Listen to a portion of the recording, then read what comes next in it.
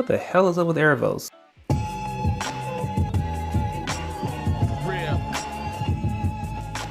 You're smart motherfuckers, that's right.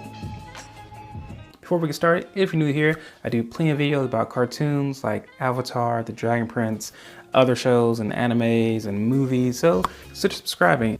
In this video today, I will be going over some unanswered questions that I'm still dealing with from season 3 of The Dragon Prince, and also my predictions and some theories. So let's get started with the first one.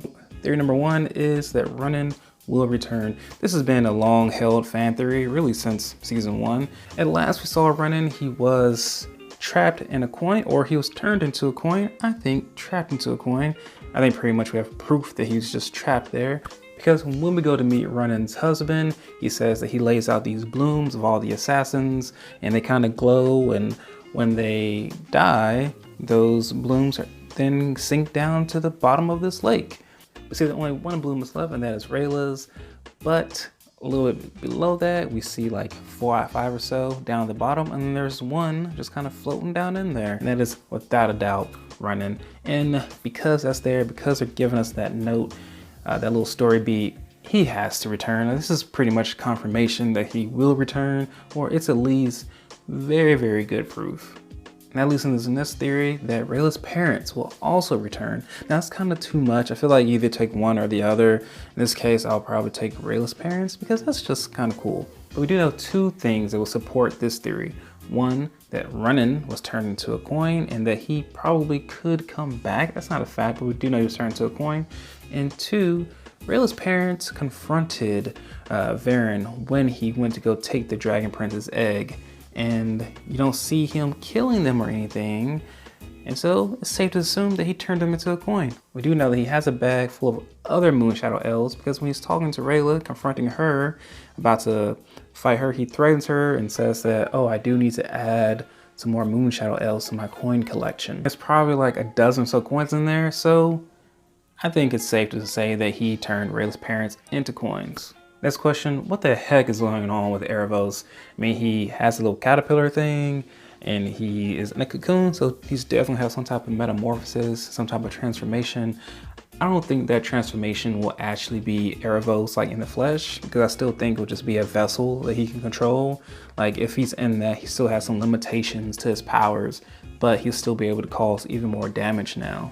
Because I do think he's still trapped wherever he's at, and he needs to do something, possibly to do with the key of Erebos, in order to get out. All right, here's a question I have. Is Sol Regum satisfied with how this ended? Satisfied that humans and elves are working together? He seems to have a very deep-rooted hatred of humans, and I don't think just because the Dragon Queen tells him they're like, oh no, they're all cool, I don't think he's gonna go along with that. I mean, he already wasn't like really great friends with Thunder. So I'm imagining some type of civil war will happen. And not only on the magical side, but on the human side as well. I mean, leaders and kings and queens were killed, were assassinated by magical spirits or things. And no one has said that, oh, well, that was Varen just doing that.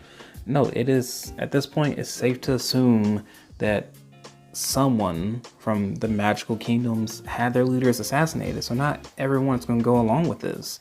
So I think that will build a really interesting conflict. You have conflict from both sides, but you have this small little group here who's like, no, we need to work together. All right, here's a question. Where was the Dragon Queen when Thunder had to look after the Dragon Prince's egg? What was she doing? Did she go to the store or something? Was she having an affair?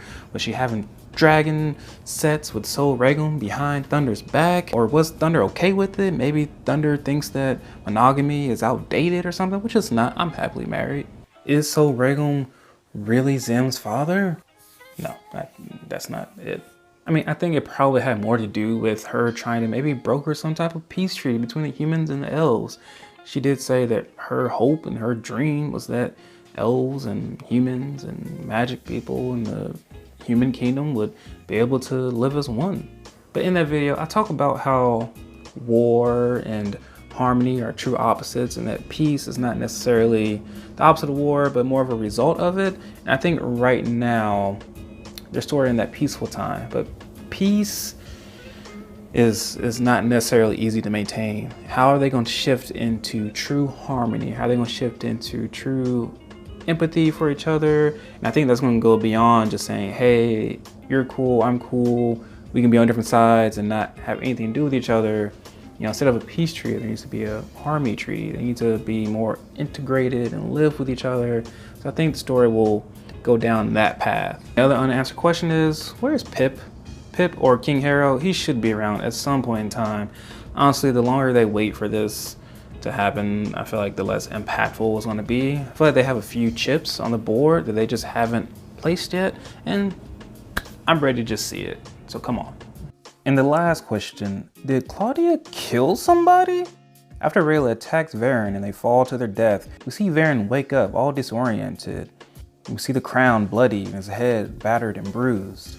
He talks to Claudia saying that he might have survived the fall. Like, how did he survive the fall? She says, well, you didn't. And the look of just sheer horror on Varen's face says a lot, as if he knows what Claudia had to do to bring him back.